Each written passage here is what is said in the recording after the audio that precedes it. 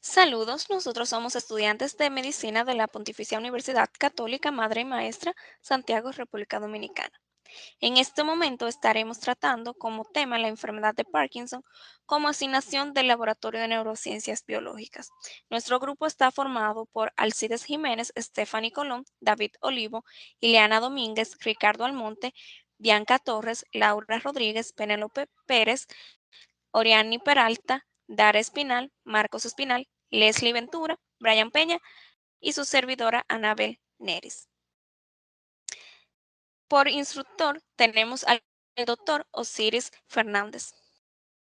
Los temas a tratar serían la etiología y patogénesis, fisiopatología vía directa e indirecta, manifestaciones clínicas, diagnóstico, fármacos aprobados para el manejo de la enfermedad, mecanismos de acción y efectos adversos, guías terapéuticas y primeras líneas de tratamiento. Antes de proseguir con la etiología y la patogénesis, a modo de introducción, se puede afirmar que la enfermedad de Parkinson es una enfermedad neurodegenerativa importante, caracterizada por un temblor de reposo, rigidez y bradicinesia, siendo el resultado de la degeneración de las neuronas dopaminérgicas que se originan en la sustancia negra y que proyectan a otras estructuras en los ganglios basales. Aunque no se conoce a ciencia cierta la etiología de manera exacta, existen teorías e hipótesis acerca de la patogenia a raíz de la relación de factores genéticos y ambientales como el fumar como factor protector y exposiciones ya sea a pesticidas, metales pesados, herbicidas, etcétera.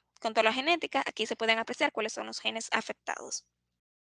Una de las hipótesis emergentes es que la neurodegeneración se debe a la interrupción de transporte vesicular intracelular como resultado de la desestabilización de los microtúbulos. Otra sería la hipótesis de múltiples aciertos. Mantiene que dicha enfermedad surge como un evento o proceso prenatal que predispone a que algunos individuos tengan menos neuronas dopaminérgicas en el momento del nacimiento debido a las anomalías en los genes que codifican factores importantes en el desarrollo del sistema dopaminérgico.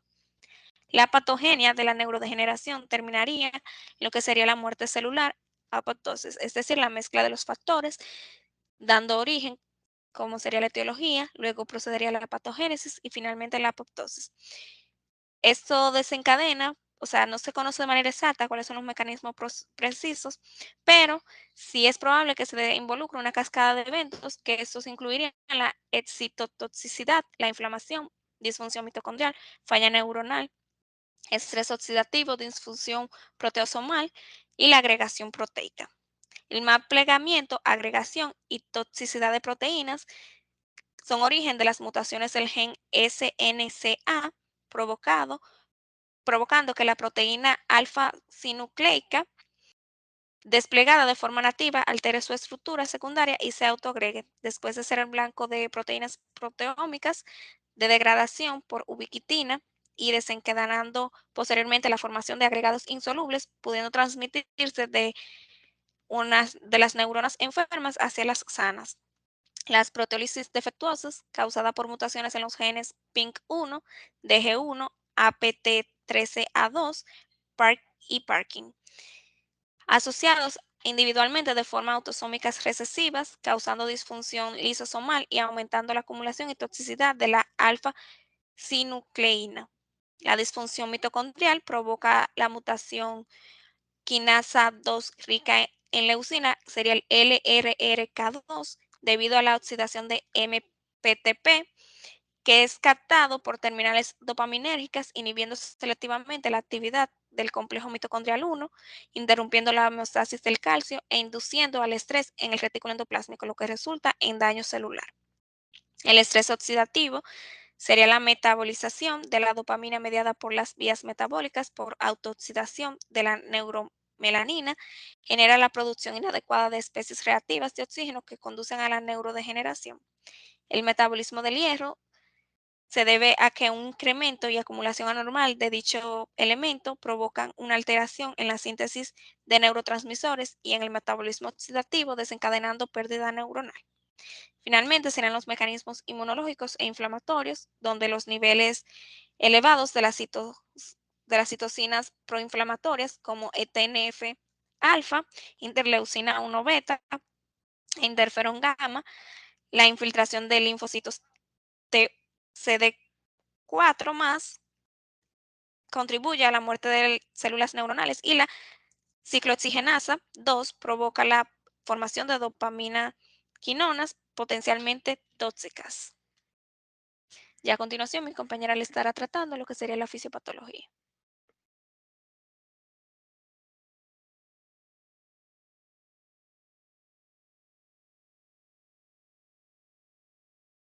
Perfecto. Entonces, nosotros vamos a hablar sobre la fisiopatología del Parkinson, pero primero, para poder entender esta patología, primero tenemos que ver cómo funciona la vía directa y la indirecta, teniendo en cuenta que el equilibrio de ambas son las que nos van a generar los movimientos normales. Entonces, en la parte derecha de la imagen vemos la vía directa o excitatoria, la cual tenemos la liberación de dopamina por la sustancia negra compacta.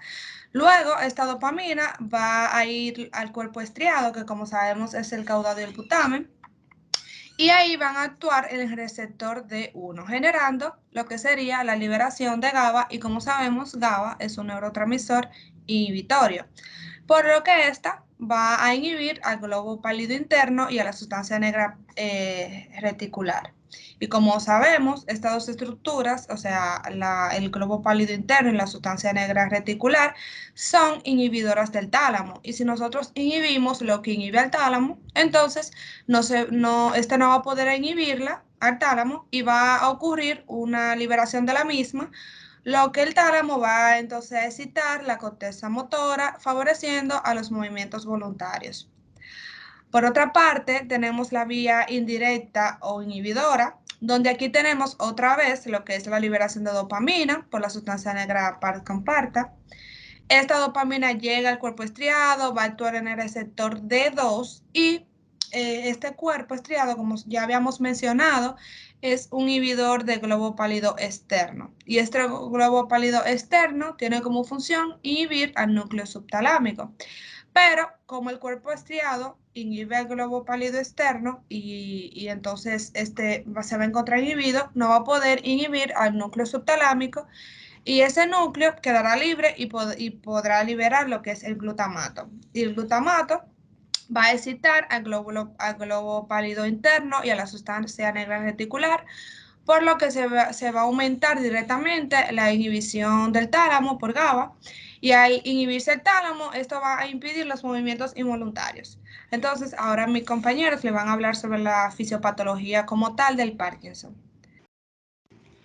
Bien, entonces tenemos que en cuanto a la fisiopatología del Parkinson, tenemos que el Parkinson es una enfermedad neurodegenerativa, la cual se caracteriza por ser un trastorno de carácter progresivo del movimiento, la cual tiene como una causa lo que es la degeneración de las neuronas que producen dopamina en la sustancia negra, específicamente o principalmente lo que es la pars compacta. Esto puede tener consecuencias en el paciente, como es el característico temblor en reposo, también rigidez. El paciente puede tener problemas al iniciar lo que son ciertos movimientos, e incluso puede llegar a tener inestabilidad postural. Básicamente los síntomas que se asocian con la enfermedad de Parkinson resultan, como yo había mencionado, resultan de la pérdida de una serie de neurotransmisores, principalmente la dopamina. Hay que mencionar que al igual que otros neurotransmisores, lo que es la dopamina tiene una función de lo que es transmitir mensajes químicos desde una neurona hacia otra mediante lo que llamamos sinapsis. Recordar que lo que es la sinapsis básicamente es el espacio entre una neurona, entre una célula presináptica y el receptor posináptico. Básicamente el mecanismo de la enfermedad de Parkinson se trata de un proceso que es de apariencia multifactorial, en el que tienen parte o lugar varios elementos, tanto endógenos como ambientales. Es importante mencionar que lo que es la degeneración de las neuronas dopaminérgicas se puede evidenciar de manera particular en lo que es la región de la sustancia negra, que se denomina como pars compacta. También es importante recordar que estas neuronas que acabo de mencionar forman parte de lo que es la vía nigroestriatal, perdón, la vía nigroestriatal, que básicamente se proyecta hacia lo que son los ganglios basales, la cual es donde se da lo que es la regulación como tal de la actividad de las neuronas estriatales, cuyas eferencias se encargan de lo que es la modulación como tal de lo que es la actividad del tálamo, tanto de forma directa, pero también de forma indirecta. Ahora mi compañero explicará tanto la vía directa como la indirecta. Bien, como mencionó mi compañero, les voy a explicar cómo se afectan ambas vías, tanto la directa como la indirecta. En primer lugar, hablaré sobre la vía directa. En condiciones normales, la vía directa es excitada por la liberación de dopamina sobre los receptores de uno de las neuronas estriatales. Sin embargo, en la enfermedad de Parkinson se pierde la excitación dopaminérgica y esto causa la inhibición de las neuronas estriatales, las cuales inhiben el globo pálido interno y la pars reticulata, que normalmente inhiben la actividad del tálamo. Entonces, como no se inhibe el tálamo, este envía impulsos excitatorios a la corteza motora y esto genera la actividad motora en forma de temblor, que es característica del Parkinson. En cuanto a la vía indirecta, de forma habitual, esta es inhibida por la liberación de dopamina en los receptores de 2 de las neuronas estriatales, las cuales integran el núcleo caudado y el putamo. Ahora bien, en la enfermedad de Parkinson, esta inhibición se pierde debido a la deficiencia de dopamina, lo que causa la desinhibición de las neuronas estriatales y estas inhiben el globo pálido externo, que en condiciones normales inhiben el núcleo subtalámico. Entonces, al perderse esta función, el núcleo subtalámico se desinhibe y envía proyecciones glutamatérgicas hacia la pars reticulata y el globo pálido interno, desde donde se inhiben los núcleos talámicos que se proyectan hacia la corteza cerebral. En consecuencia, se produce una disminución de la actividad locomotora y esto causa también bradicinesia.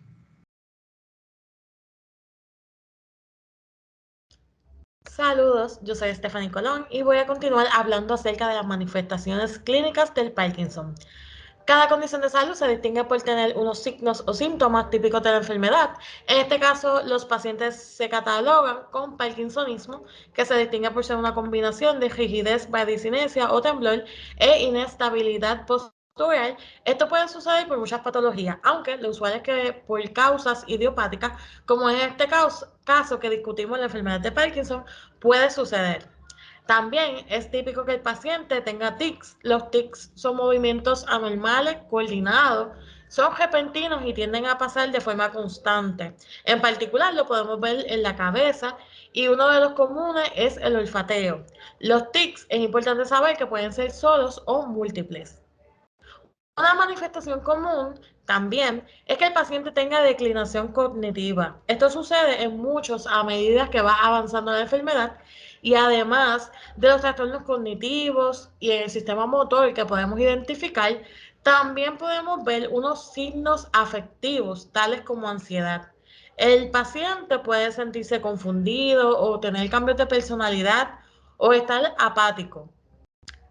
Además, se pueden ver que en estos pacientes hay anomalías de la función autonómica.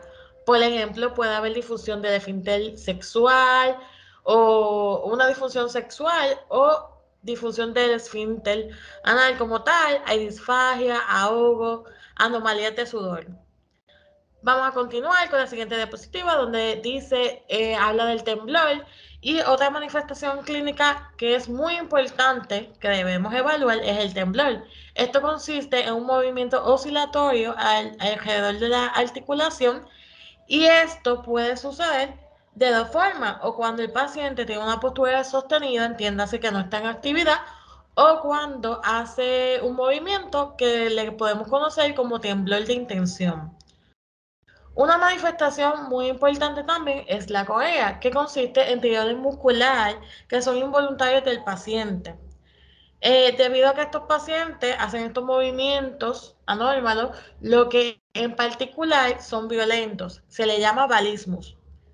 También podemos ver que hay unos movimientos que pueden ser lentos que se le llaman atetosis y en algunos casos son tan sostenidos que pueden tener alguna postura anormal y esto le llamamos distonía.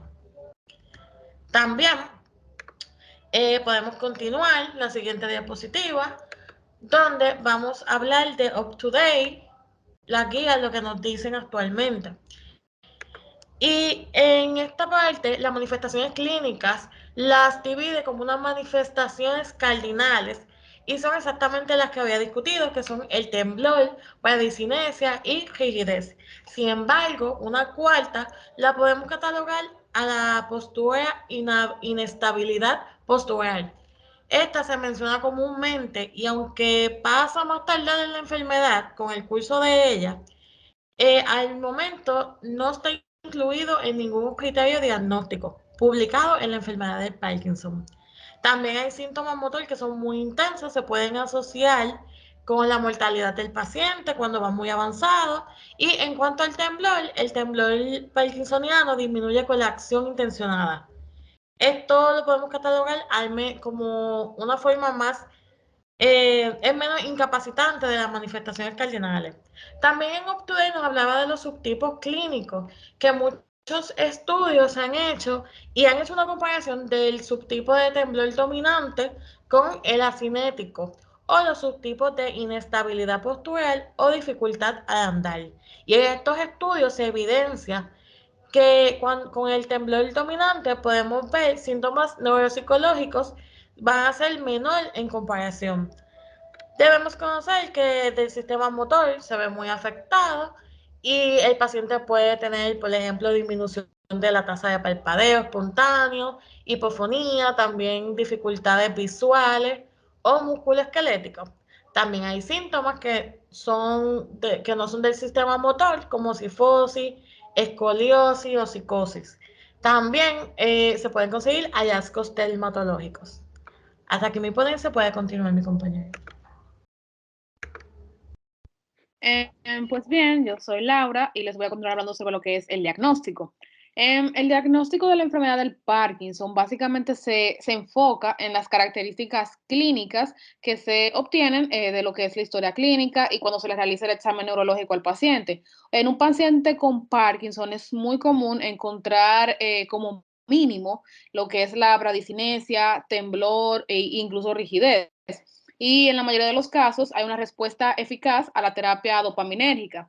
También se asocia como característica la inestabilidad postural, que esta inestabilidad básicamente aparece según progresa la enfermedad. Sin embargo, es una característica diagnóstica relevante. Por eso es importante decir que los pacientes que tienen inestabilidad postural al inicio de la enfermedad puede que presenten otra forma del Parkinson que no sea la más común. Puede pasar a la siguiente. Continuando con los métodos diagnósticos, tenemos uno de los más predominantes, que es la resonancia magnética convencional.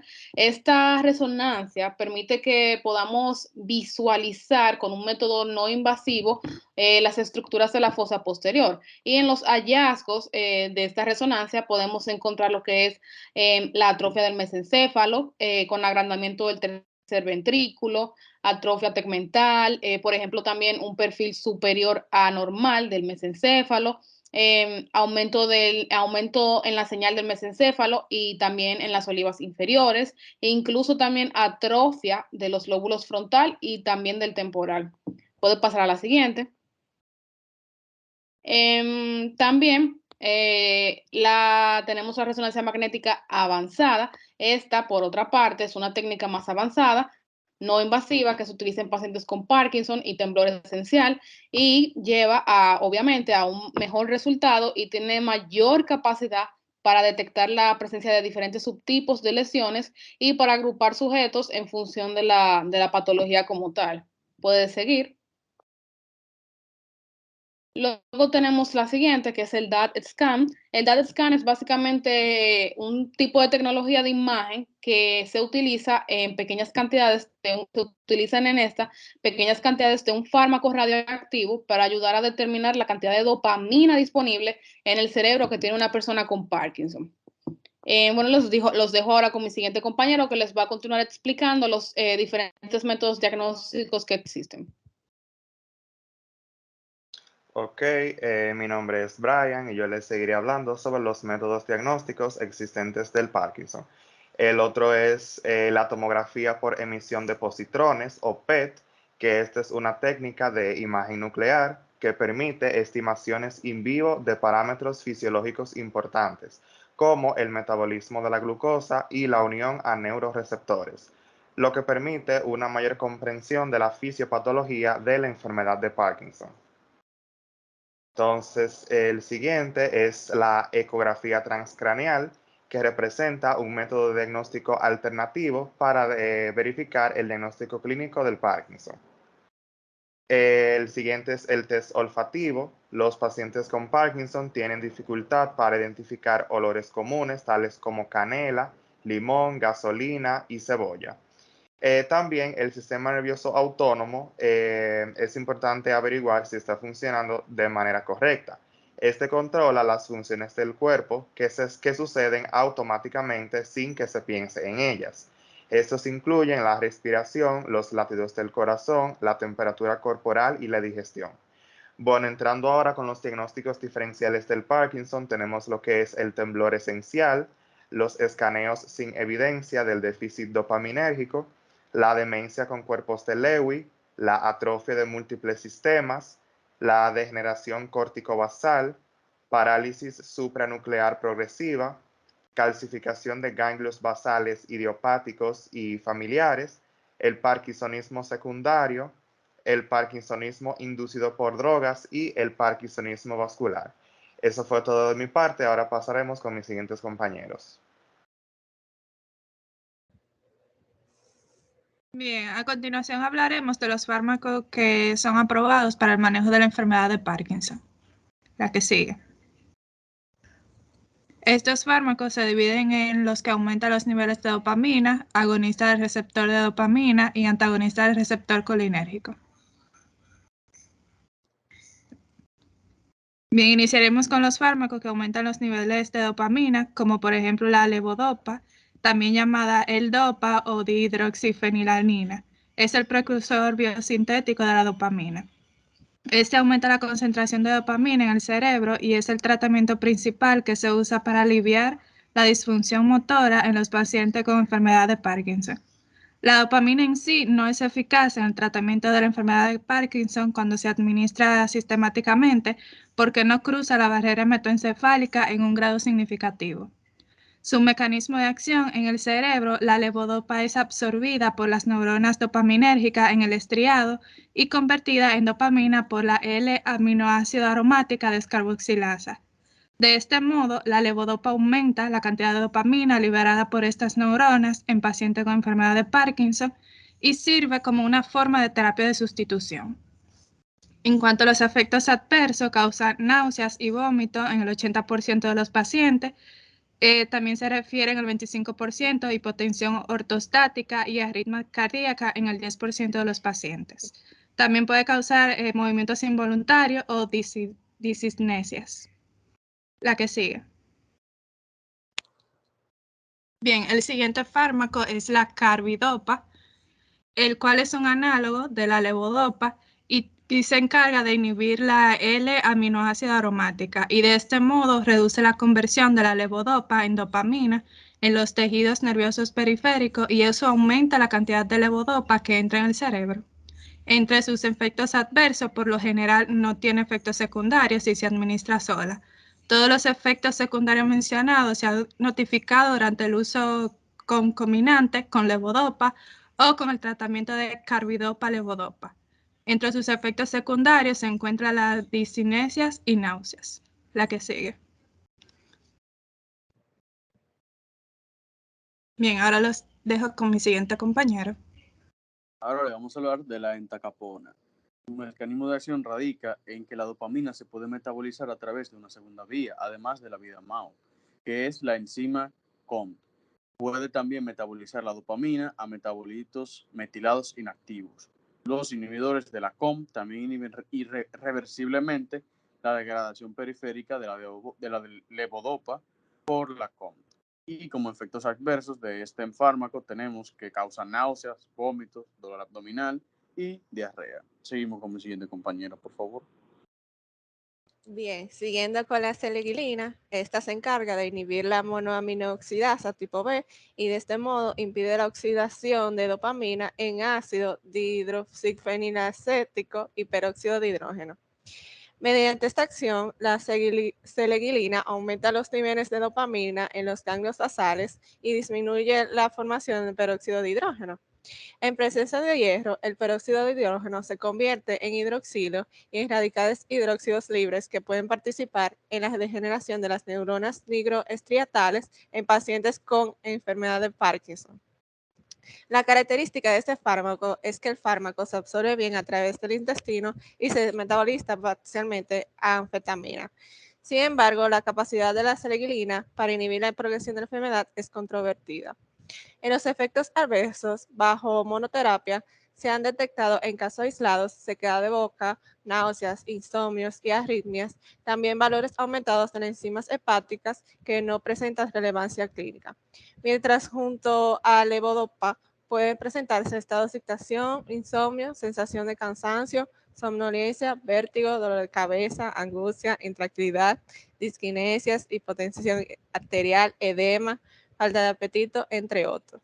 Estos efectos laterales pueden reducirse en parte mediante una disminución de las dosis de levodopa que es posible bajo la terapia combinada con seleglina.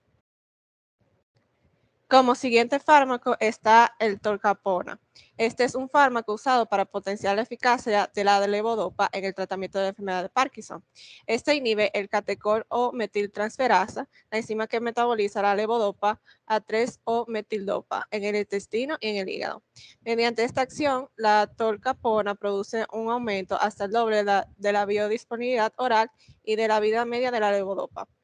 Puesto que la 3-metildopa compite con la levodopa para el transporte al interior del tejido cerebral, puede producir un efecto prolongado. Al inhibir la formación de 3-metildopa, la tolcapona puede estabilizar los niveles de dopamina en el estriado y contribuir a una mejora más sostenida de la función motora. En los efectos adversos, la tolcapona se tolera bien. Puede producir diarreas y náuseas en algunos pacientes, pero disminuyen con el tiempo. Asimismo, puede ocurrir que un pequeño número de casos adquiera hepatitis rara y pueda ser letal. Ahora los dejo con mi siguiente compañero que va a seguir con el tema. Ok, ahora vamos a hablar sobre lo que vienen siendo los agonistas del receptor de dopamina. Existen fármacos que básicamente actúan directamente sobre lo que es el receptor de dopamina de la apoptosis. Entonces, estos pueden traer efectos beneficiosos para los pacientes que poseen una enfermedad de Parkinson. A diferencia del fármaco previamente mencionado, como mencionó mi compañera Dara, que era la levodopa, estos no necesitan una conversión enzimática para realizar su efecto, sino que ya pueden actuar directamente en el receptor sin ninguna necesidad de cambiar. Aquí entonces básicamente lo vamos a clasificar en, por decirlo así, en primera generación y segunda generación. Que conste, no se clasifican así, lo vamos a poner así para su mejor entendimiento. Los de primera generación son la bromocriptina y la pergolida, y los de segunda generación son el pramipexol y el ropinirol. ¿Qué diferencia tienen entre uno y otro? Los dos tienen sus efectos beneficiosos, lo que los diferencia es que los de primera generación poseen efectos adversos más severos y por eso se han ido dejando de utilizar. Entonces ahora vamos a hablar un poco sobre lo que viene siendo la bromocriptina. Siguiente diapositiva. Ok, básicamente iniciando con este fármaco, este es lo que se encarga actualmente, actúa directamente lo que viene siendo los receptores D2. Entonces, estos, como ya había dicho, se solían utilizar en lo que viene siendo una enfermedad de fármaco de Parkinson, pero ya actualmente no se utilizan por sus efectos adversos, que lo vamos a mencionar después de que mencionemos los 4 fármacos. La dosis que se solía usar para los pacientes era entre 7.5 a 30 miligramos. En cuanto a la pergolida, como dice ahí, su mecanismo es estimular lo que viene siendo el receptor D1 y D2. Ya habíamos dicho que también es de primera generación, por lo que ya casi no se utiliza. Incluso en los Estados Unidos ya este fármaco ni siquiera está disponible debido a que este fármaco se asociaba con lo que es enfermedades vasculares del corazón. Entonces actualmente en Estados Unidos no se puede encontrar, aún existen países del continente europeo que sí aparecen, pero ya en muy poca cantidad. En siguiente diapositiva. Tenemos los de segunda generación, por decirlo así, que viene siendo el pramipexol. Ok, el pramipexol ya es un fármaco que es más nuevo. Básicamente actúa estimulando lo que viene siendo el receptor D3 y sirve tanto para pacientes con Parkinson leve como para pacientes con la enfermedad también avanzada. Entonces, gracias a esto, este fármaco por lo general se utiliza en conjunto con lo que viene siendo la levodopa, que mencionaba mi compañera. Pero entonces, gracias a este fármaco, podemos disminuir la dosis de levodopa para combinarlo con esto. Esto es para provocar menos efectos adversos de la levodopa. Algo que cabe destacar de este fármaco, del pramipexol, es que se absorbe de una forma rápida y se puede ingerir vía oral, por lo que se inicia con una dosis de 0.125 miligramos 3 veces al día. Obviamente, el paciente va a ir presentando una tolerancia de manera rápida o una adaptación, por lo que progresivamente se debe ir aumentando la dosis del paciente, hasta el punto en que ya simplemente se tomen de 5 a 8 miligramos 3 veces al día. Aunque también existe otra versión de este fármaco, que es para pacientes que eh, no dispongan de mucho tiempo, por decirlo así, que también viene una opción que se puede tomar solamente una vez al día. Por otro lado, tenemos el ropinirol, que es otro fármaco también de la segunda generación. Este entonces estimula lo que viene siendo el receptor D2. Se utiliza principalmente en pacientes con enfermedad de Parkinson leve. Y entonces también es un fármaco, por decirlo así, secundario en conjunto con la levodopa. Este se puede iniciar con una dosis baja de 0.25 miligramos. Entonces también cuando se presenta tolerancia, al igual que la anterior, se empieza a aumentar. Ya cuando se suele estabilizar la dosis, viene siendo entre 2 miligramos a 8 y se tomaría 3 veces al día. Cabe destacar también que este fármaco se metaboliza por lo que viene siendo la enzima CYP1A2, por lo que entonces se reduce de manera significativa lo que viene siendo su aclaramiento. Ahora vamos a hablar sobre lo que vienen siendo los efectos adversos que se pueden presentar aquí. Bueno, empezaremos con lo que vienen siendo los efectos gastrointestinales. Aquí se puede producir lo que viene siendo en algunos casos anorexia, náuseas para el paciente y vómitos.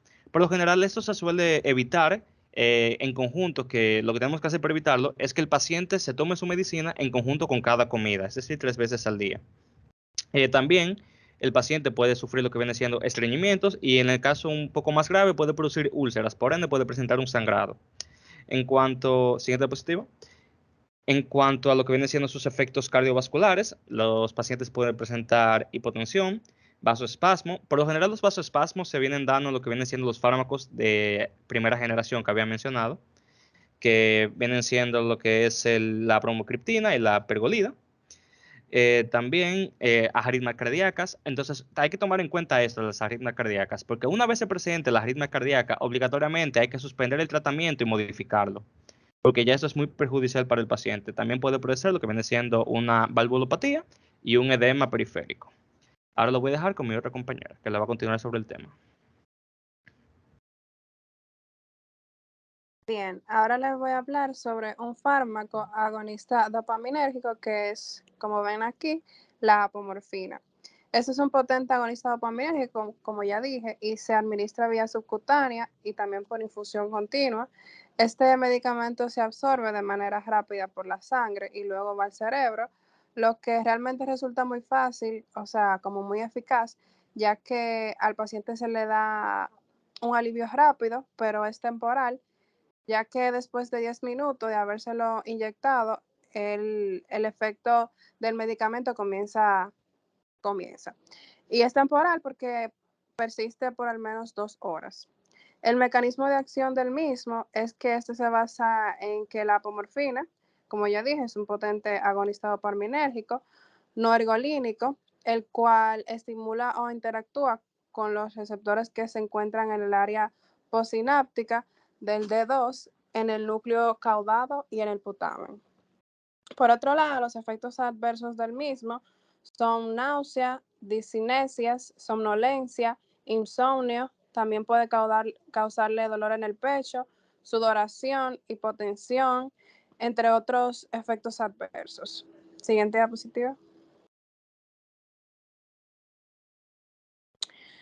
Ahora le voy a hablar sobre la amantadina, que este realmente es un agente antiviral, pero tiene efectos terapéuticos para la enfermedad del Parkinson, aunque son mínimas.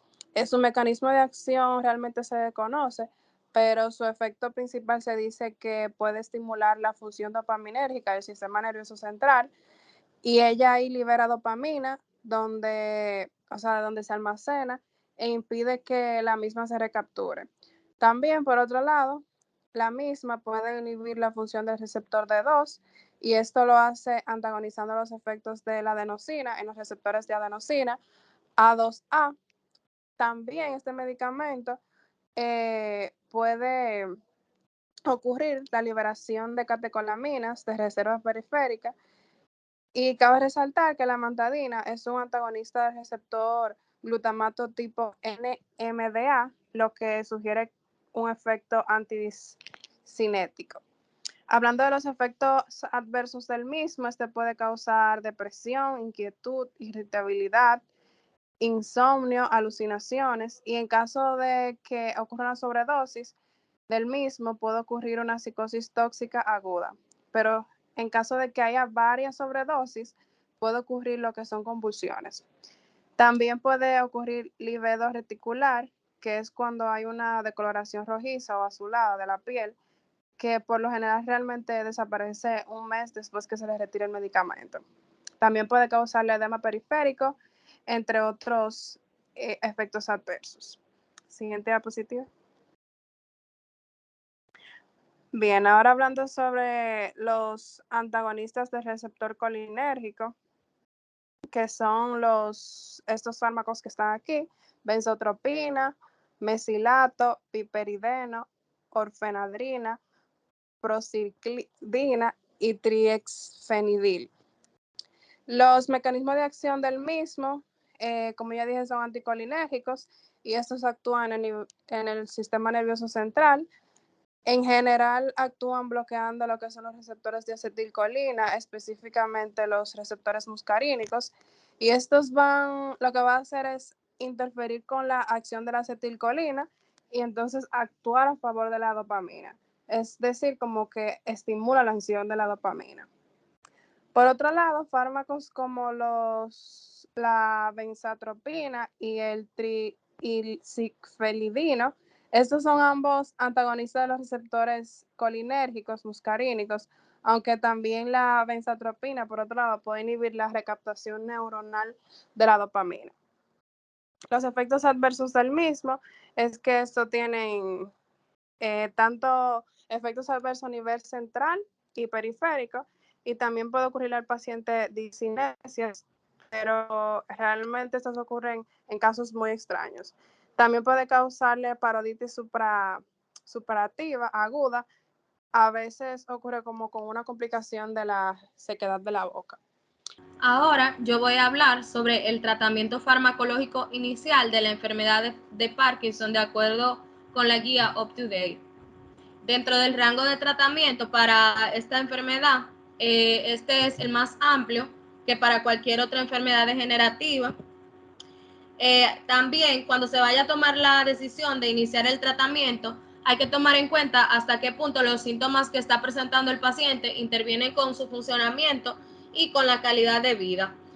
Además, no hay una terapia específica para abordar estos pacientes, por lo que esto va a depender del ensayo y error. Los 4 tipos de drogas principales que tienen actividad antiparkinsoniana son los inhibidores de la monoaminoxidasa tipo B, la amantadina, los agonistas de dopamina y la levodopa. Los datos más relevantes cuando se va a elegir el medicamento son la edad, porque tiene implicaciones en cuanto a cómo el paciente tolera el medicamento, y también otro dato importante a tomar en cuenta es la gravedad de los síntomas. La levodopa es el agente más efectivo para controlar los síntomas motores del Parkinson, pero requiere una dosis frecuente y se asocia a que existe un mayor riesgo de complicaciones motoras dopaminérgicas. Los agonistas de la dopamina tienen una potencia intermedia para mejorar los síntomas motores y tienen menos riesgo que la levodopa, pero tienen un mayor riesgo de producir efectos como somnolencia, alucinaciones, y estos no son tan bien tolerados en los adultos de edad avanzada. En cuanto a los inhibidores de la MAO, estos se utilizan en pacientes que presentan pocos síntomas como terapia inicial, y los 3 fármacos disponibles en esta categoría son la selegilina, la cual se suele indicar con una dosis de 5 miligramos 2 veces al día. La razagilina se indica con un inicio de 0.5 miligramos una vez al día, y luego se aumenta a 1 miligramo al día dependiendo de cómo el paciente lo vaya tolerando.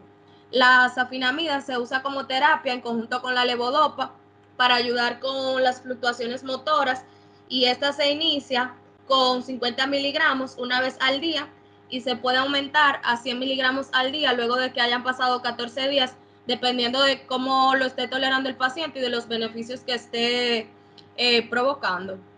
En cuanto a la amantadina, esta es una alternativa a la monoterapia como antiparkinsoniano de baja potencia para pacientes que tienen síntomas moderados.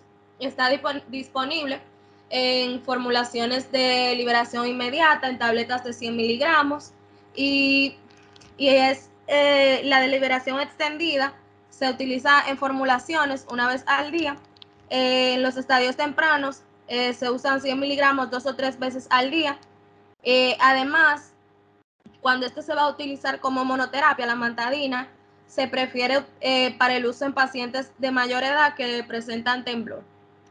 En cuanto al papel de los anticolinérgicos, estos se pueden utilizar como monoterapia en pacientes que presentan Parkinson, que son menores de 65 años y que presenten temblor, y en pacientes que tengan la enfermedad ya en estadios más avanzados. Algunos de los fármacos que caen dentro de esta clasificación son el triexifenidilo y el benztropina. La dosis inicial para el triexifenidilo es de 0.5 a 1 miligramo 2 veces al día, con un incremento hacia 2 miligramos al día. Y para la benztropina, esta se utiliza en dosis de 0.5 a 2 miligramos 2 veces al día. Cuando los síntomas del paciente interfieren con su vida diaria, se utilizan los agonistas de dopamina o levodopa. En los menores de 65 años son recomendados como tratamiento inicial cuando presentan alteraciones en la calidad de vida.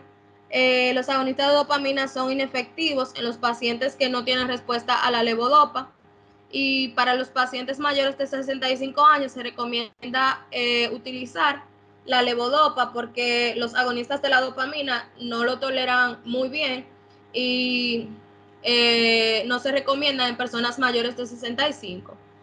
En cuanto a los agonistas de dopamina no ergotamínicos, dentro de esta categoría hay 3, que son el pramipexol, el ropinirol y la rotigotina, que se utiliza por vía transdérmica en pacientes que se encuentran en estadios tempranos de la enfermedad.